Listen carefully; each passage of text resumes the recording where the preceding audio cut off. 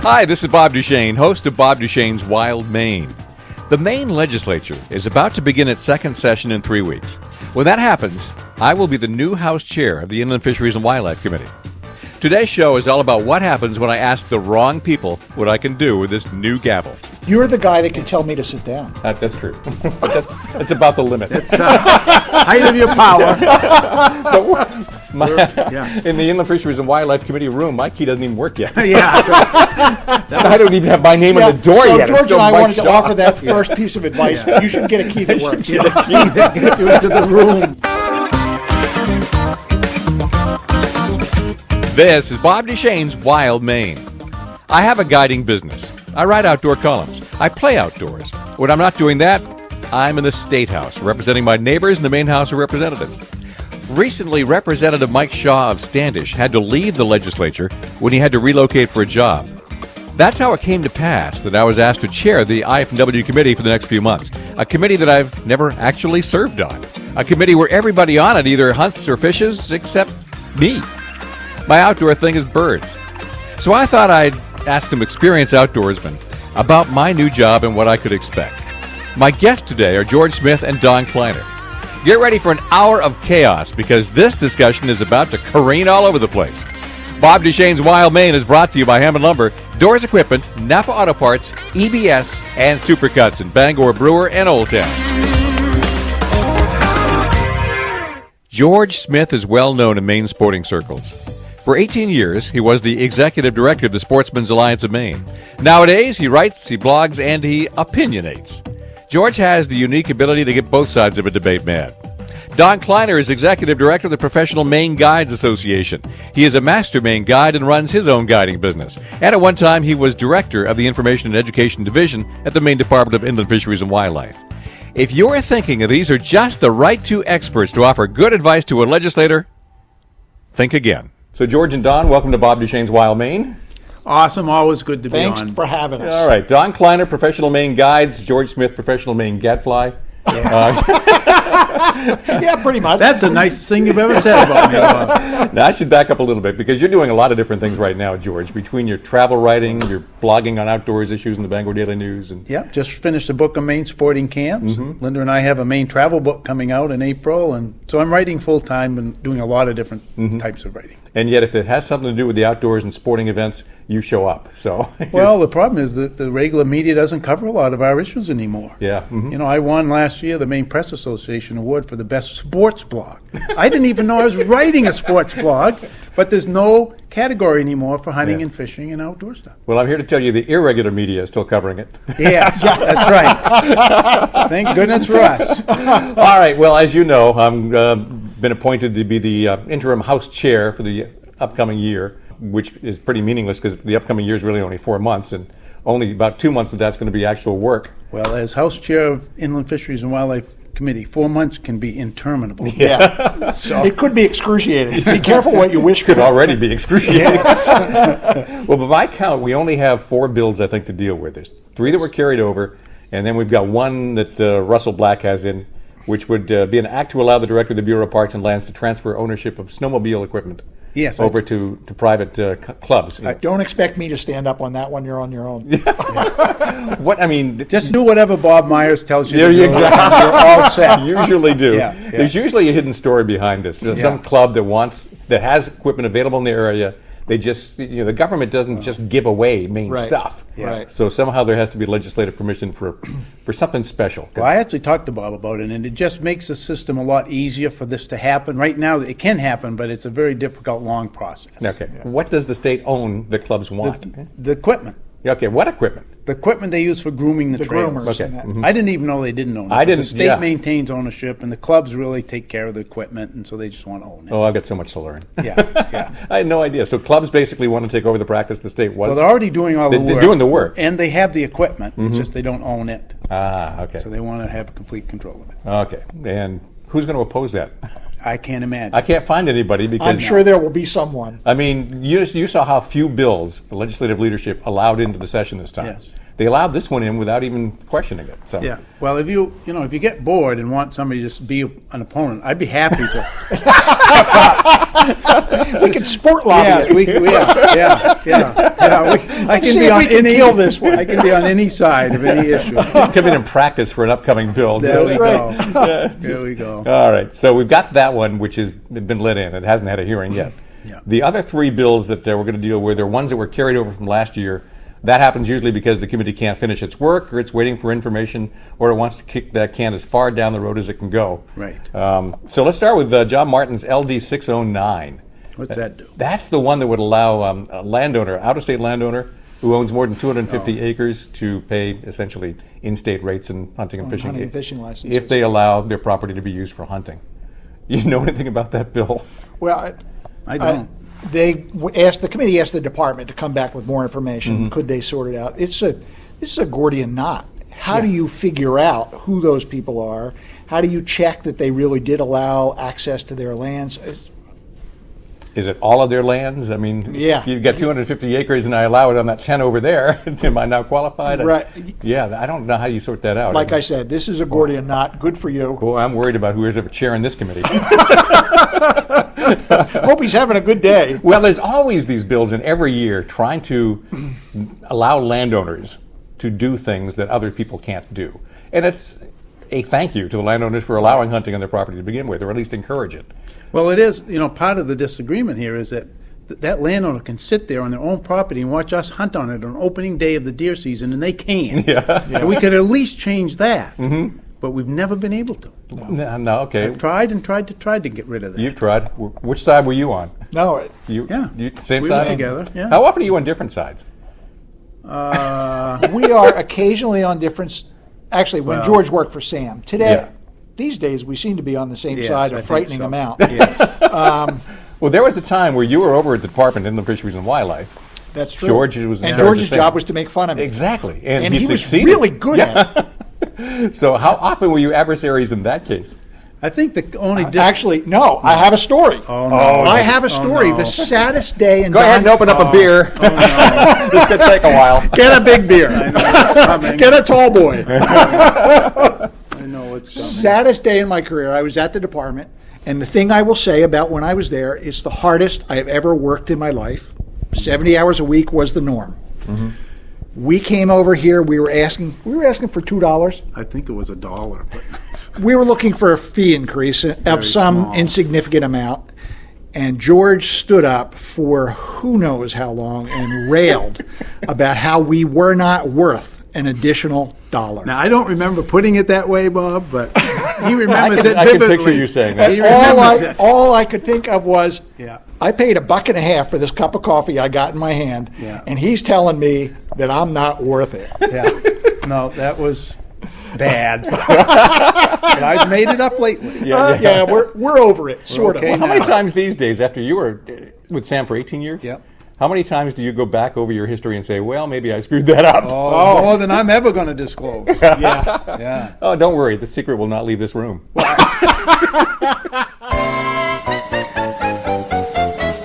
Today's show is coming to you from inside the State House. My guests are George Smith and Don Kleiner, long-term advocates for Maine sportsmen. This is a freewheeling discussion about issues coming before the Legislature's Inland Fisheries and Wildlife Committee next month, and the umbrella of all the bigger issues that face our traditions of hunting and fishing in Maine. Now, I did ask these guys for advice, and I'll get some when Bob Duchesne's Wild Maine returns on Sports Radio 92.9, The Ticket.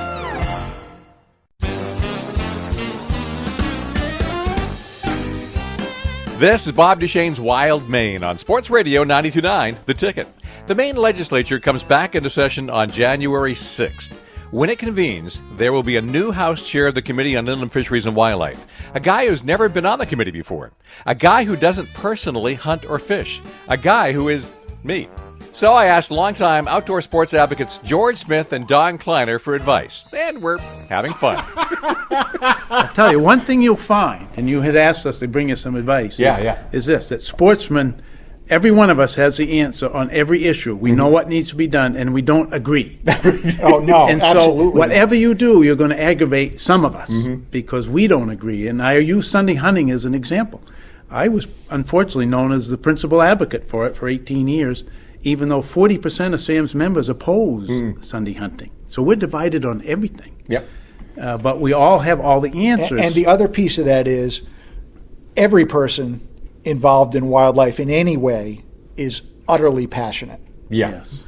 Completely and totally. A level of passion you rarely find in other committees. I mean, legislators frequently tell me about they love to come and fish and wildlife because it's the real people.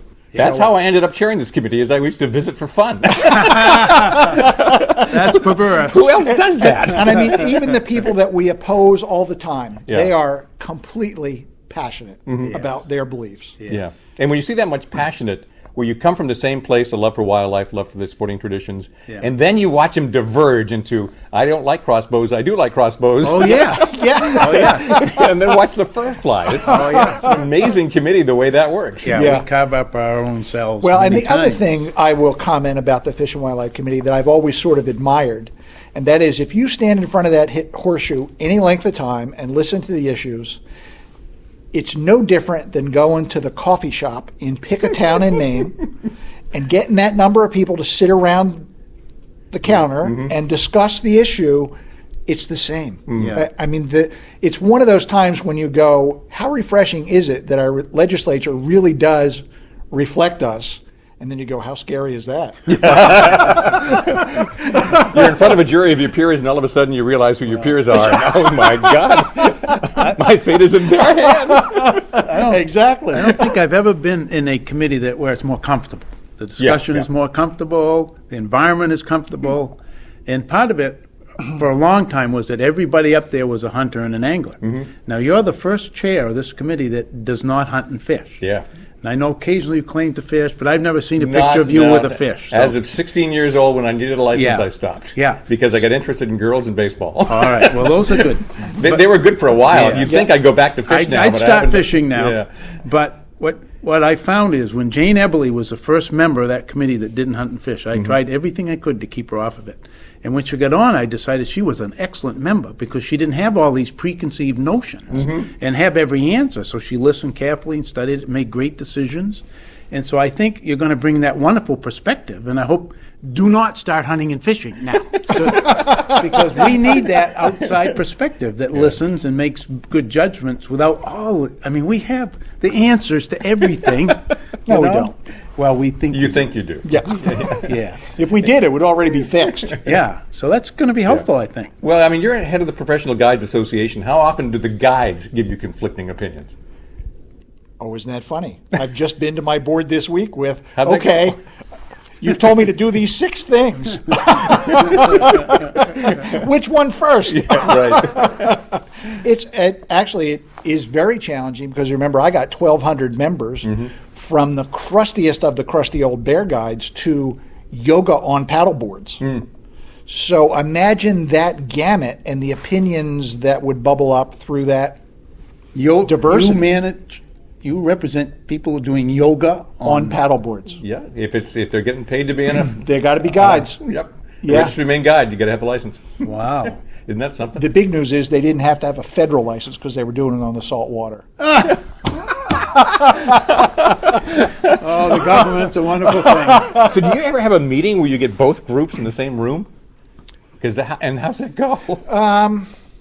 Not usually. Yeah. There's usually pretty good consensus. I mean, the thing to remember is everybody's a small business owner, so they kind of come from that place, and the discussions tend to, not that they always agree, but they come to a mutual understanding. Could we please repeat that all these are small businesses? Yes. We talk about promoting small businesses in the state, and sometimes we fail to recognize all these guides, all these sporting camps, all these outfitters are small businesses in rural parts of the economy that don't have a lot of other business.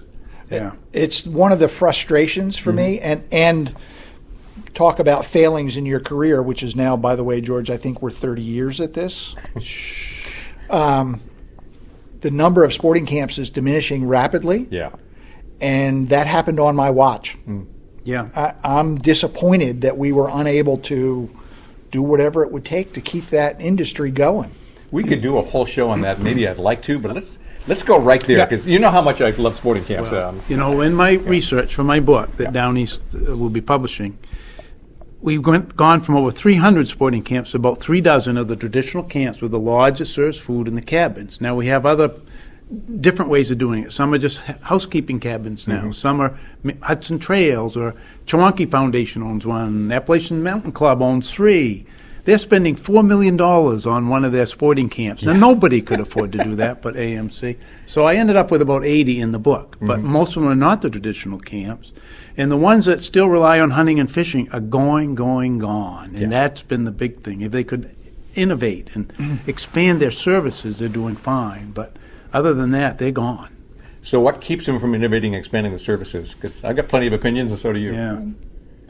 There are a couple of things. One is the most difficult, I think, for me to work with is somehow we got hooked into this Walmart mentality that the lowest price was best. And there's not enough money in the system to support those businesses. Right.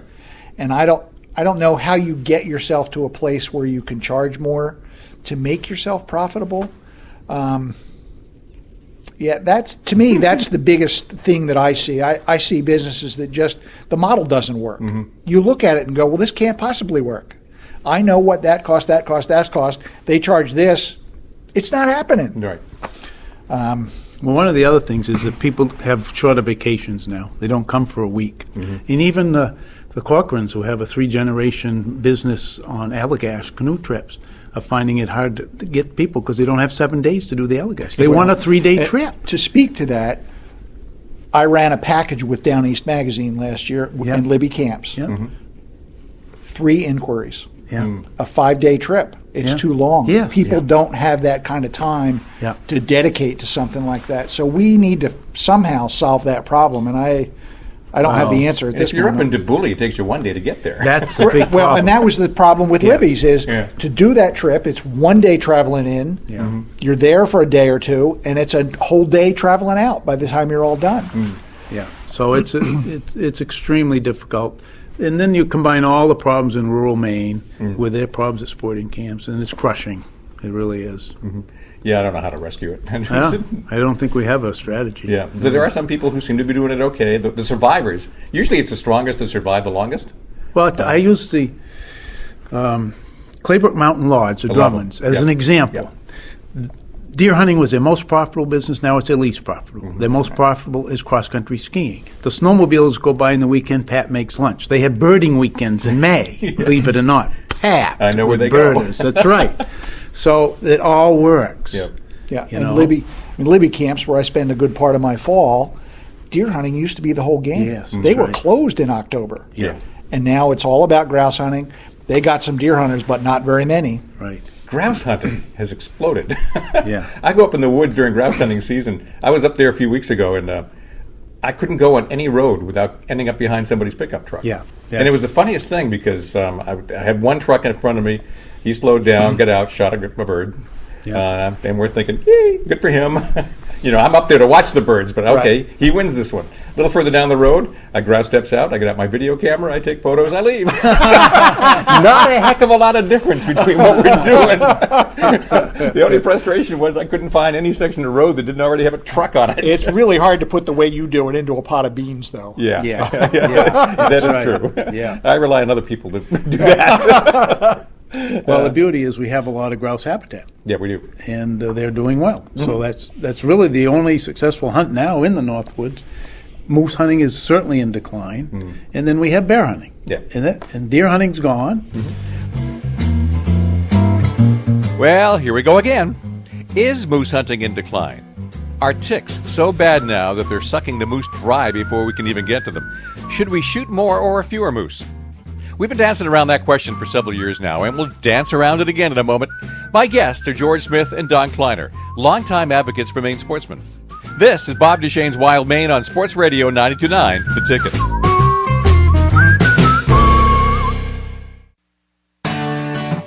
This is Bob Duchesne's Wild Maine. Saturday mornings at 9, Sunday mornings at 8 on Sports Radio 92.9, The Ticket. Today is a freewheeling discussion about sporting issues as the legislature heads back into session next week. My guests are George Smith, longtime advocate for sportsmen, and Don Kleiner, executive director of the Professional Maine Guides Association. We're talking moose at the moment, and it's a weird conversation that keeps repeating like Groundhog's Day. The last few winters have been hard on the moose population, mostly because of winter ticks. The Maine Department of Inland Fisheries and Wildlife has responded by increasing study and decreasing permits. Lee Cantor is the moose biologist at IFW. Many sportsmen think we're actually suffering from an overpopulation of moose and we should be harvesting more. Don Kleiner? I wonder if, and again, this is, Lee Cantor will have my hide, but He will anyway. Wonder if, yeah, he will anyway. I wonder if we let that population get too high, right? You gave the department authority when I worked there, that was 2000, and they didn't really raise the numbers for a period of time, and they did, to their credit, they didn't have any biology to do it either, but that high population, I wonder if we just got a parasitic situation going that we're going to endure it. The population will continue to go down until we reach that level where ticks aren't as bad, and I think we should be shooting more moose because the ticks are just killing them anyways. Really, I really do. And yet that conflicts with the That's science of the George department. Thinks it Yeah, has. George, Mr. More Opportunity. Yes, A that's what steady I'm all drop about. from George. That's what I'm all about. You wanted advice? That's what he always That's right. talks You about. talk to Hunter about what the solution is. It's shoot more. You should go moose. Yeah, I'm on to you. Yeah. Expect the gavel to come down when you bring that argument to the committee. Perfect. I've accomplished my goal. Now, see, you're ruining. My best advice was going to be to listen carefully to what I say and then do what I ask you to do. Don is ruining that. Another one that's going to, I think, maybe bubble up is the incidental take bill, which was carried over. That's LD 640. Working group was supposed to work that out. Did you guys have any role in that?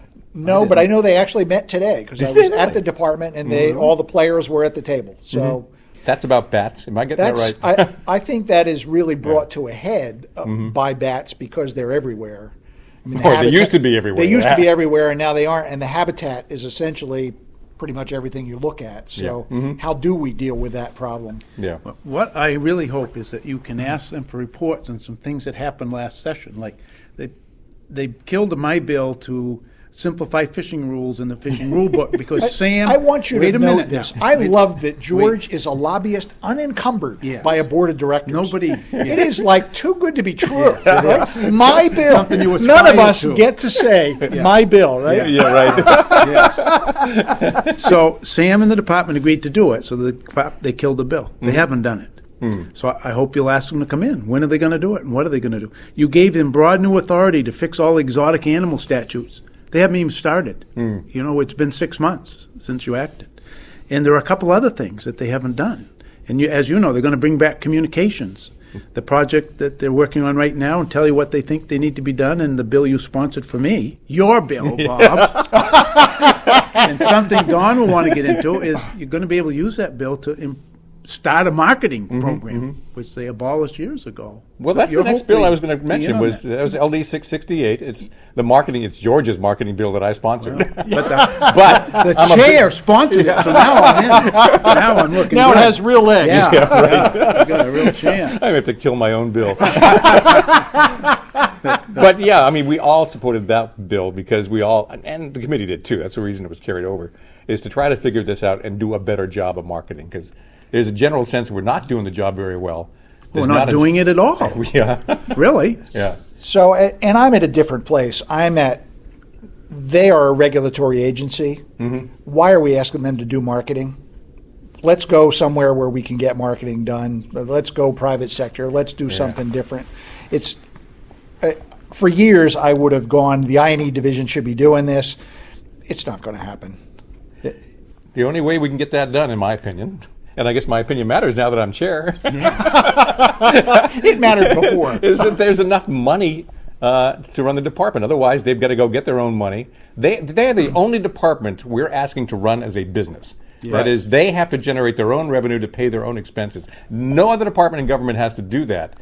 If you don't market your product and raise the revenue to run your own department, you spiral downhill, and I think we've seen that. Well, and also they're probably the only business in America that doesn't get to set their own prices. Yeah. But I'll tell You guys set the prices.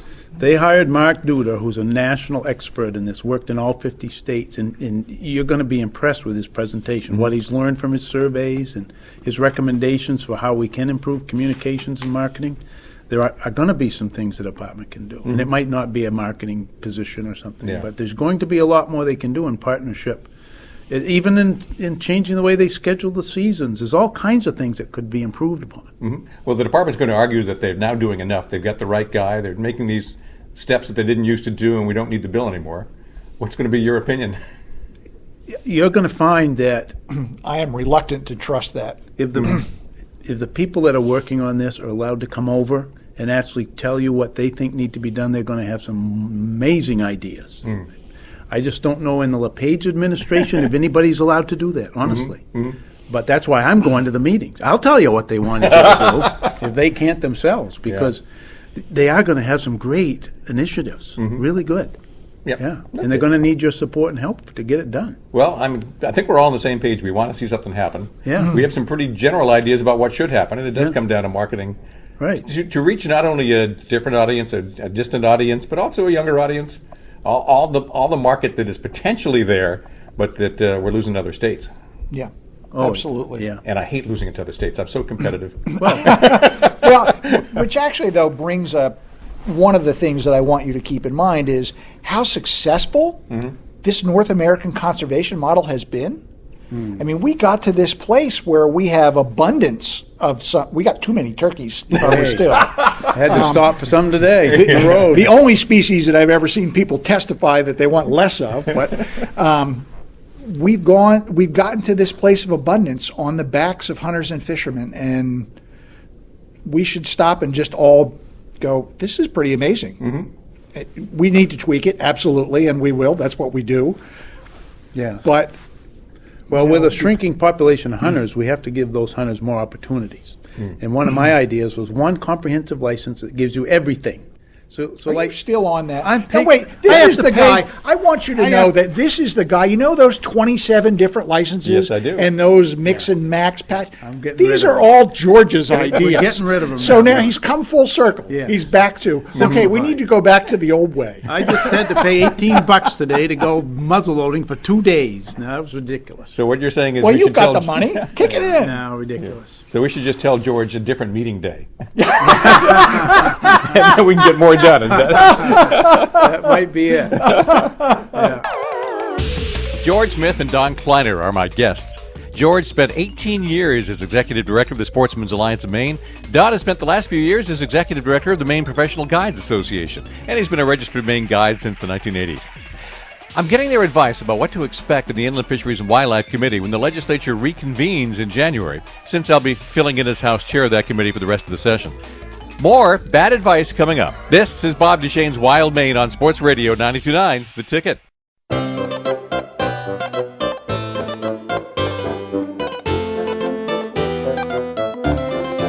This is Sports Radio 92.9 The Ticket with Bob Duchesne's Wild Maine. Today we're talking about hunting and fishing issues and the upcoming session of the Maine Legislature with George Smith and Don Kleiner, two longtime advocates for Maine sportsmen. I'll be taking over as House Chair of the IFW Committee, and I'm getting their advice, such as it is. Every committee has its regulars. I mean, you can walk in any committee room, and most of the people around the horseshoe, the legislators, are going to look out in the audience, and they're going to know everybody, because it's the same people on the issues in front of that committee. So who is it I have to watch out for? George. Besides Don. George. Yeah.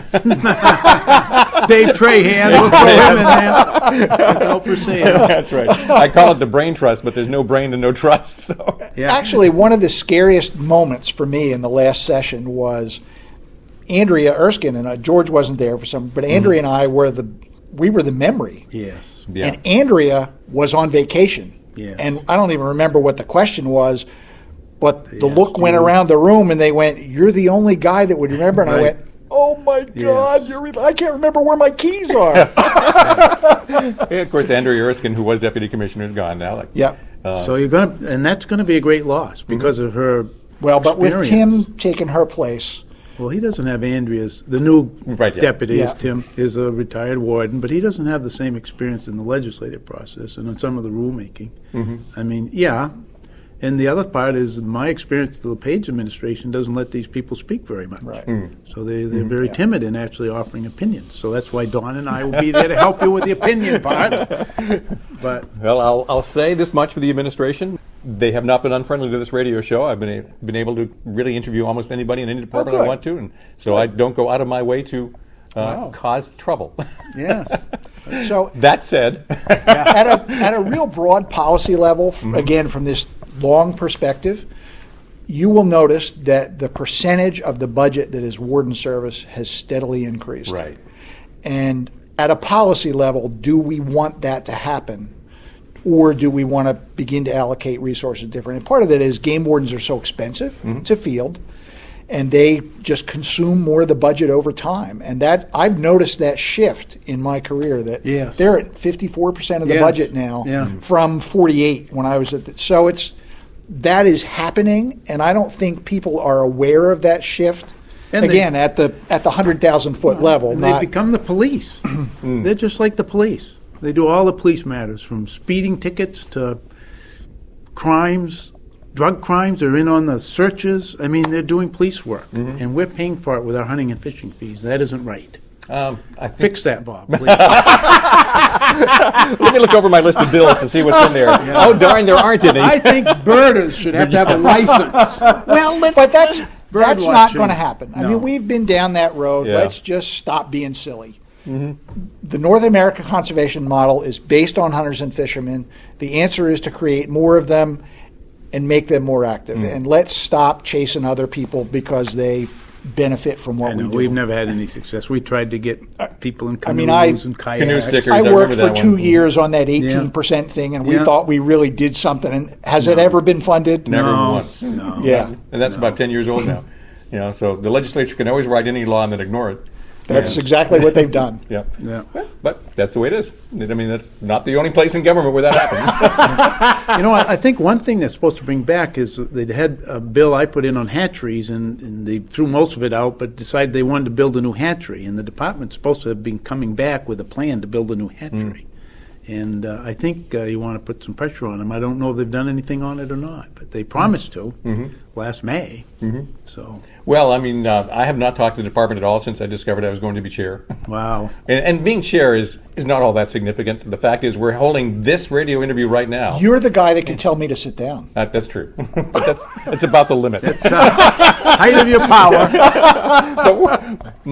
Yeah. In the Inland Fisheries and Wildlife Committee room, my key doesn't even work yet. Yeah. So, I don't even have my name on the door so yet. It's George still and I Mike wanted to Shaw. offer that first piece of advice. You should get a key that works. the key that gets you into the room.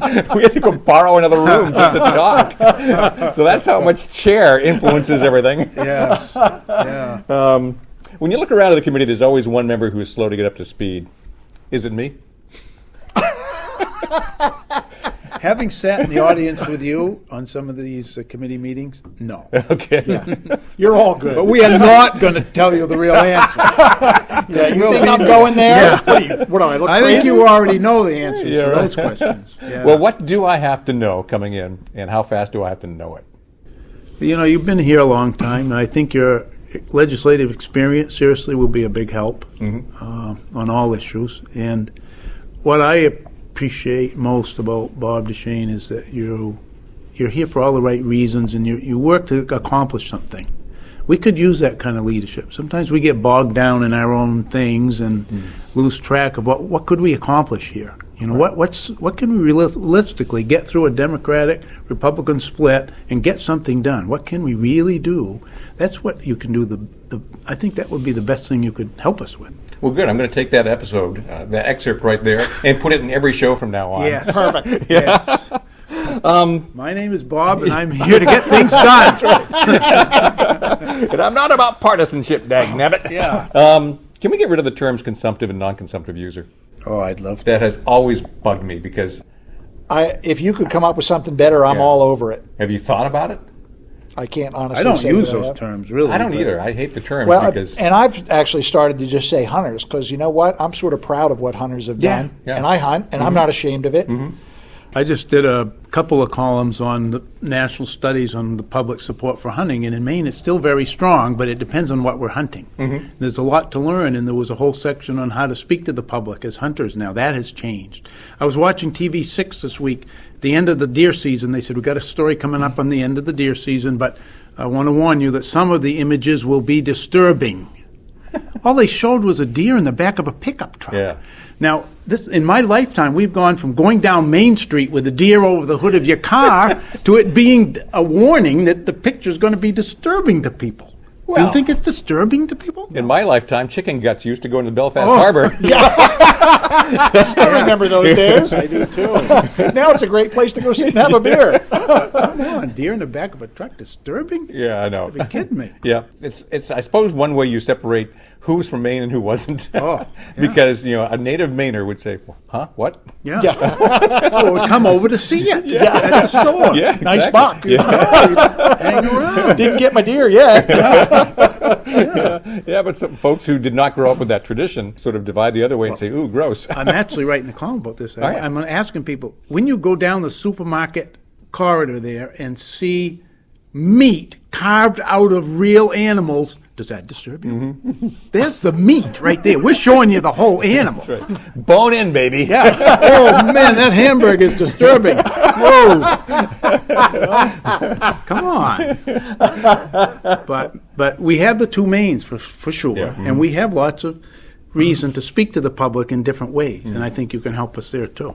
Because I don't want to build your ego up, but you are a good communicator. Well, and So- and you speak to the other side. Yeah. You can communicate that passion that we share with them that sometimes gets lost in the conversation. Well, because I've done so much guiding myself on bird watchers, birders, I know what it's like to be out there in the woods and guide people around. I'm sharing the same resource. Right. It's like I'm making my living off the same resource that everybody else is who's out there in the woods. I may not be taking anything home to put in the freezer. That's about the difference. Yeah. Right. But a lot of it's habitat driven. We all have that in common. Huge. Yeah. I think the state's going to be facing habitat issues Yes. big time in the next 10 years. Yeah. I mean, Well, bats alone. The whole discussion about bats Yeah. is, part of what's happening with forestry practices. And the other side of that is lynx populations are at historic highs. No one will deny that, and that's a result of habitat changes. That's correct. Unintended consequence of the Forest Practices Act. Nobody knew. Yep. Bears are up.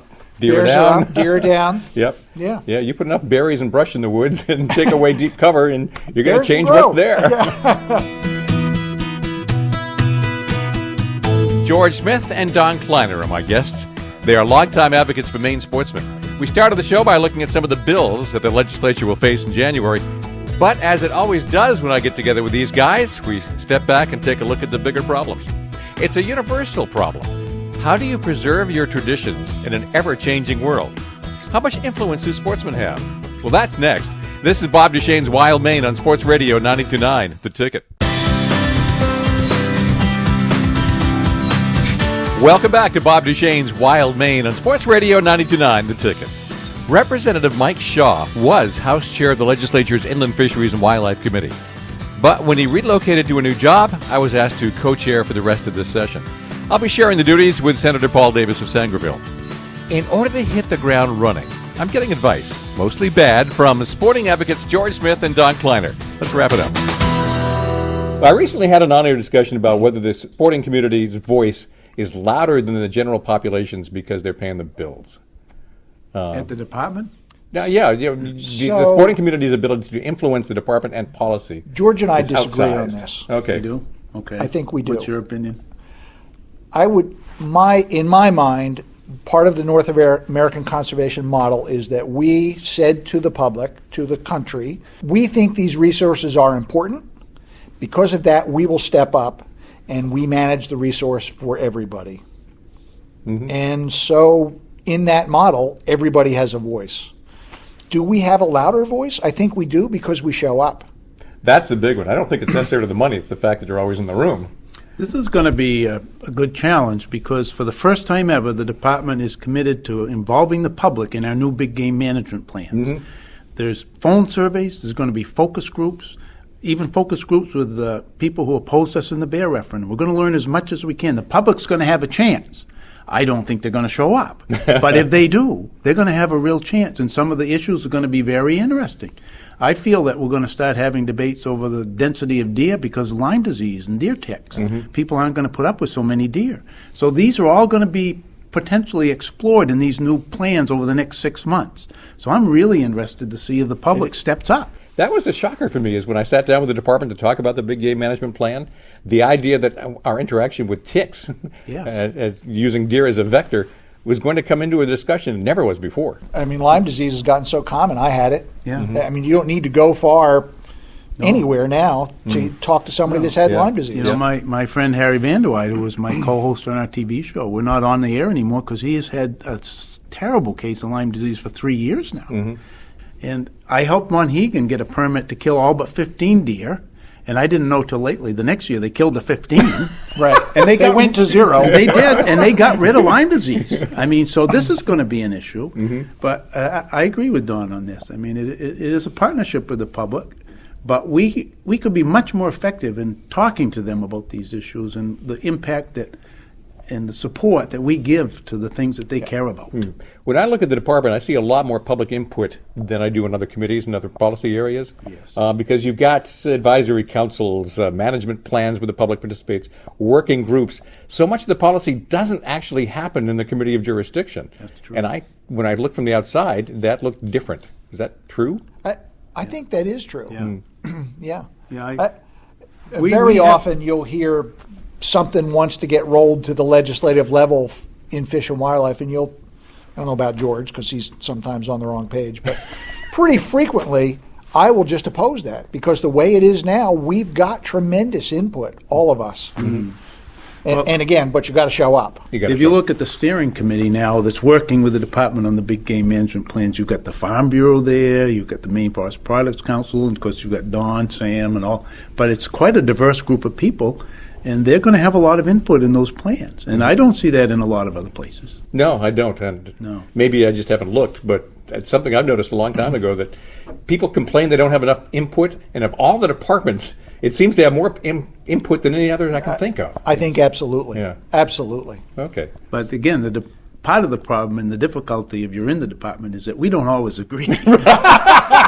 And furthermore, somebody like moose biologist Lee Cantor will go tell you to pound sand. That's right. He will. I put in a bill to completely redo the moose hunt, and Lee comes down and destroys it in one bit of testimony. Yeah. And I'm just speaking as an outsider. If I have to decide whether I believe Lee or you, Yes. it's Lee.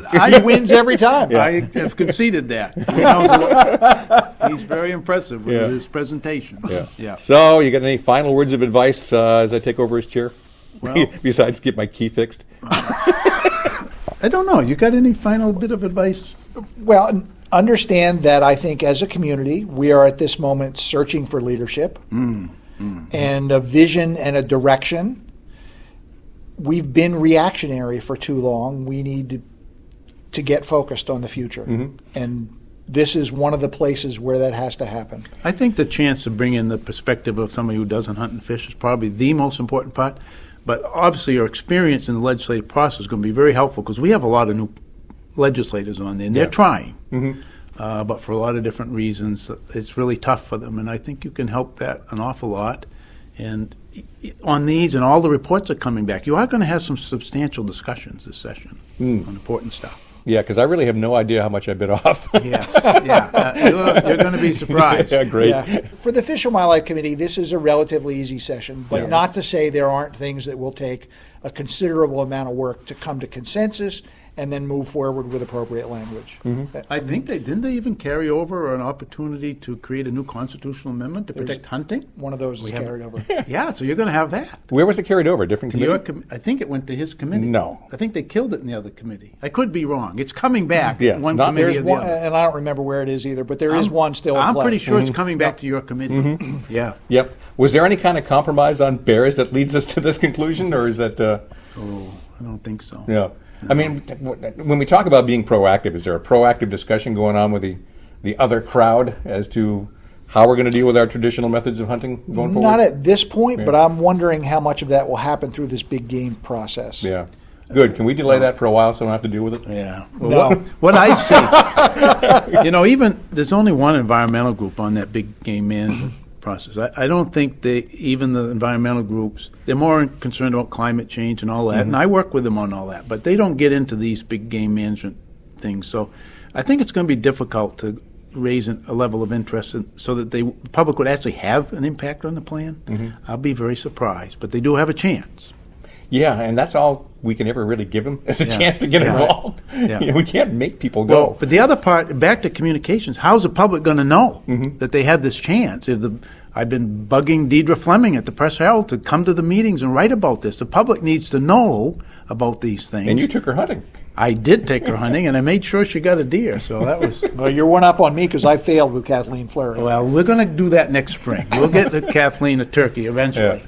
Might have to run over one in the road. Well, the committee will start up again with the legislature in January, and I imagine I'll be seeing you there? Yeah. Pretty much. We're delighted, Bob. Oh, great. George Smith and Don Kleiner have been my guests. George is a longtime advocate for sportsmen, mostly while executive director of the Sportsmen's Alliance of Maine for 18 years, but now as someone who simply remains passionate about the outdoors and our sporting traditions. Don Kleiner has been a Master Maine guide for decades, runs a guiding business, used to be the Director of Information and Education at Inland Fisheries and Wildlife, and is now Executive Director of the Maine Professional Guides Association. Hunting and fishing is in the blood of a lot of Mainers, and it's often the life's blood of this show, too. This is Bob Duchesne's Wild Maine, brought to you by Hammond Lumber, Doors Equipment, Napa Auto Parts, EBS, and Supercuts in Bangor, Brewer, and Old Town.